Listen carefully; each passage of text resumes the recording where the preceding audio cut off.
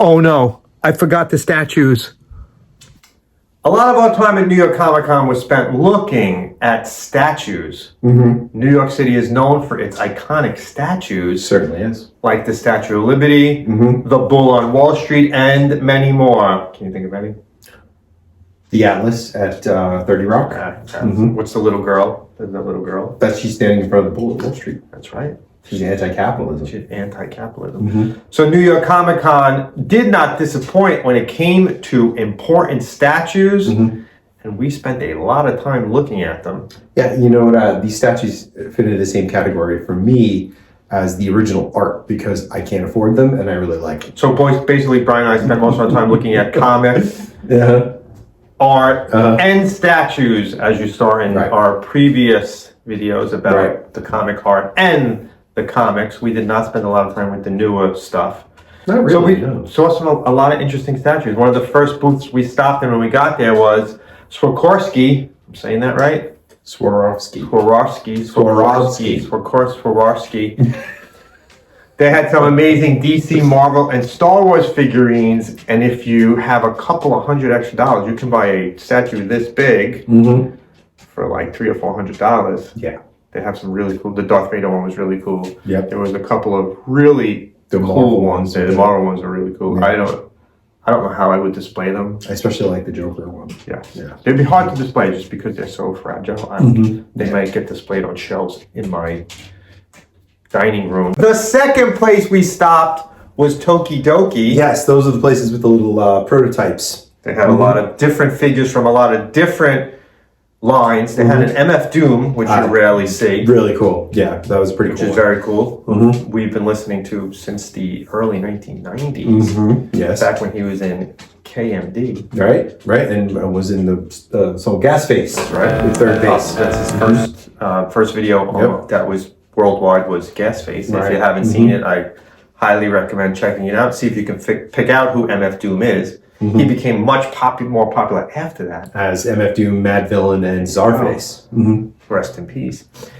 They also had Gremlins, The Mandalorian, and some wacky-looking Simpsons ones. Odd-looking Simpsons characters. Really odd-looking. It was fun, Simpsons characters. But it was one of those fun booths where they take an interpretation of a product, make it their own. Right. It worked out really well. This booth that we saw that had the super huge Batman and Superman statues. Yeah, those were really cool. Awesome detail. Yeah. Looked just like Jim Lee's art jumped off the page. We spent a little bit of time there. They had a bunch of other statues. But we spent the most time looking at statues at Pure Arts. Oh, that stuff was crazy. The detail on those was amazing.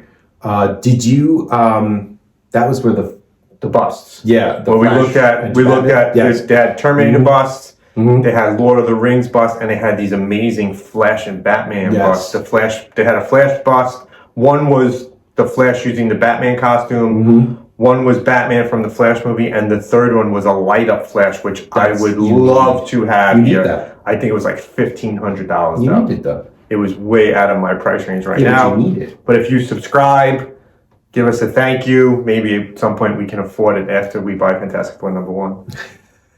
I think it should be before. And then we'll have a whole video on that one. Yeah. That was, check them out, Pure Arts. We'll put the link in the description. Check them out. Then we looked at some of Brian's favorite things right around the corner from Pure Arts. Was another booth that had some old Godzilla. Godzilla statues were incredible. They were. What was the name of the? Do you remember the name of the the really big one was Ghidorah. And they had some sort of cartoony ones. They had a great reproduction of the 54 Godzilla when he has the train in his mouth. What was the name of the place selling it? Was it Tone? Something with a T. I can't remember. We can't remember. We have to look it up. But they had Shogun Warriors there too. They had some Shogun Warriors there. They had Shin Godzilla. They had all different varieties. Brian got attacked by a Godzilla. There was a 6-foot Godzilla that was standing over me at one point. It was incredible. If you bought that, how would you take it? Like, let's say you decide that I want to buy that here today. You have to have it shipped. How do you get it? You'd have to have it shipped. What's the shipping cost on something? I don't know. It had to weigh a couple hundred. Hard to wait, but that's the issue we had with statues, and we loved looking at all these different statues, but most of them are like this big, and the masks. The helmets that were looking like this big. How do you leave Comic-Con with them? You have to get it in a box, and that look. But think about us, how we got there. How you saw we got there. We took we took a boat. Yeah. We walked. We took a boat, and then we drove. Right. It would be such a pain. That's my only problem with and I love statues, and I have a lot of statues downstairs. It's just almost impossible to get them out of Comic-Con. Yeah, they are big. I mean, the Luke Skywalker statue that we saw, for example, was. Well, we could look at those right now. We have 3 feet tall. We saw a bunch of Marvel, DC, and Star Wars statues that one booth had them all along the top. They had a nice Stormtrooper mask. Oh, yeah, that's some good stuff. Some really good stuff, as you can see here. We also saw a Roddy Piper. That was statue. a good statue. That one really stood out to me. Yeah. All the Star Wars and DC that was really nice. and Marvel episodes that we love. We love the Roddy Piper one. Yeah. Really stood out to me. How nice it looked and how detailed it was. Yeah. It was like the hot rod was there. Yeah. It should have had some voice activated thing. It would have made it even better. Or if they had the They Live version of him too. Yeah, no, that would have been right. That would be a great statue. The sunglasses and the shotgun. That would be a great statue. Yeah. They didn't whatchamacallit did the dolls for them, not statues, but they're Amigo. Is there Amigo version? No. Whatchamacallit? NECA? NECA did. NECA has figures. NECA had figures of them. We also saw some more Marvel, DC, and Star Wars. We focused on that because that's what we like, and they were more amazing than the booth before. Yeah, every time we looked somewhere, it was one of those things where we go, wow, that's nice. We'll look at that one. But there were so many statues that we had never seen before. Yeah. One of the things we like most about Comic-Con is you get to see stuff you don't normally see at other conventions. Sometimes, yeah. Our last stop looking at statues was Super 7. Yep.